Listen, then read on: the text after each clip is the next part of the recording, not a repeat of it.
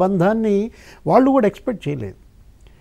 ఎందుకింత బంధం రోజు రోజుకి బలపడుతుందనేది కూడా ఆలోచించాలి.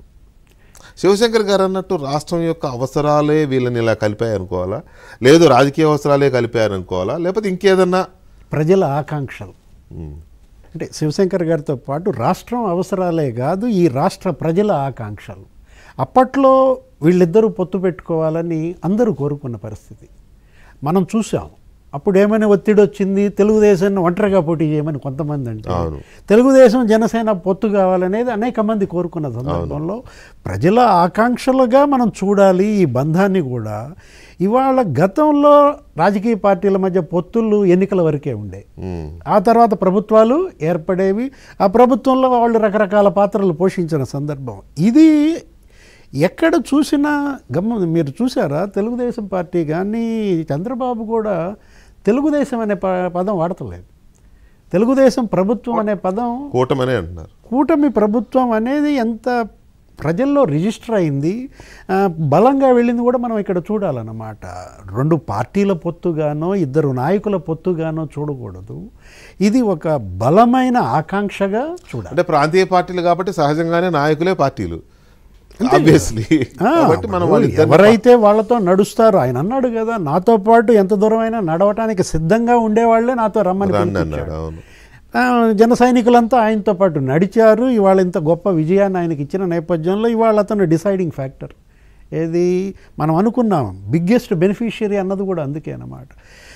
పైలట్, కో పైలట్ అంటే ఆ కో పైలట్ వేరు, మళ్ళీ మీరు మళ్ళీ గతానికి వెళ్తారు, అది కాదు. ఇది ఈ ఫ్లైట్, ఇప్పుడు ఈ విమానాన్ని ఇప్పుడు నడపాల్సినటువంటి పైలట్, కో పైలట్ మధ్య ఒక చక్కటి బాండింగ్, ఒక బంధం అన్నమాట.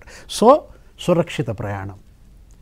ఈ కూటమి ఫ్లైట్లో ఎక్కినటువంటి ఓటర్లందరూ సురక్షిత గమ్యస్థానానికి చేర్చడమే పైలట్, కో పైలట్ల యొక్క లక్ష్యంగా విమాన ప్రయాణం నడుస్తారు. రాష్ట్రాన్ని సురక్షితంగా గమ్యస్థానం అంటే ఉన్నత శిఖరాలకు తీసుకెళ్లడం, వికసిత ఆంధ్రప్రదేశ్ విజన్ 2047 వీళ్ళు పెట్టుకున్నారు లక్ష్యాలు. ఏది జగన్మోహన్ రెడ్డికి వీళ్ళ లక్ష్యాలు చూసినా, వీళ్ళ బంధం చూసినా ఆయన కొంచెం కళ్ళలో నిప్పులు పోసుకోవటం, ఆయన కళ్ళల్లో నిప్పులు ఎన్ని పోసుకుంటే ఈ బంధం అంత బలపడటం, వైస్ వర్సా. ఇవాళ వీళ్ళ మధ్య ఉన్న లక్ష్యం ఏంటంటే 15% గ్రోత్ రేట్ పెట్టుకున్నారు. ఈ సంవత్సరం 15% గ్రోత్ రేట్. ఈ రోజు కూడా చెప్పారు కదా, ఈ మీరన్న ఈ స్వర్ణ గ్రామ పంచాయతీ సదస్సులో స్పష్టంగా పెట్టుకున్నారు లక్ష్యాలు. 7 నెలల్లో ఎన్ని సిమెంట్ రోడ్లు వేయాలి, ఎన్ని డ్రైన్లు కట్టాలి. గ్రామాలన్నీ శివశంకర్ గారు అన్నట్టు గత 5 ఏళ్లలో అధ్వానం అయిపోయాయి, గుంతల చిద్రమైపోయింది, రాష్ట్రమే చిద్రమైపోయింది, అవహేళనకు గురైంది. ఏది పొరుగు రాష్ట్రాల్లో ఆంధ్రప్రదేశం చూసి నవ్వుల పాలైన పరిస్థితుల్లో వీళ్ళు మాత్రం, వీళ్ళిద్దరూ ఎన్ని అవమానాలు ఎదుర్కొన్నారండి, ఎన్ని అవహేళనలు భరించారు. శ్రీనివాసరావు గారు అన్నారు, 2 కుటుంబాలు, ఇటు నారా నందమూరి కుటుంబాన్ని కావచ్చు, అటు మెగా ఫ్యామిలీని కావచ్చు, ఎంత టార్చర్ పెట్టారు. గతంలో లేదు వెంకటకృష్ణ గారు.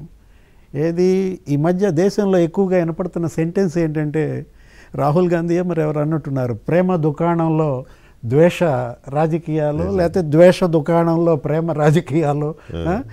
ఇది ఒక చక్కటి బాండింగ్, ఒక చక్కటి ప్రేమ, వీళ్ళ మధ్య ఈ బంధం నడుస్తుంది. ఆంధ్రప్రదేశ్కి మంచి రోజుల్లో అనేది కూడా ఇక్కడే మనకు కనపడుతుంది.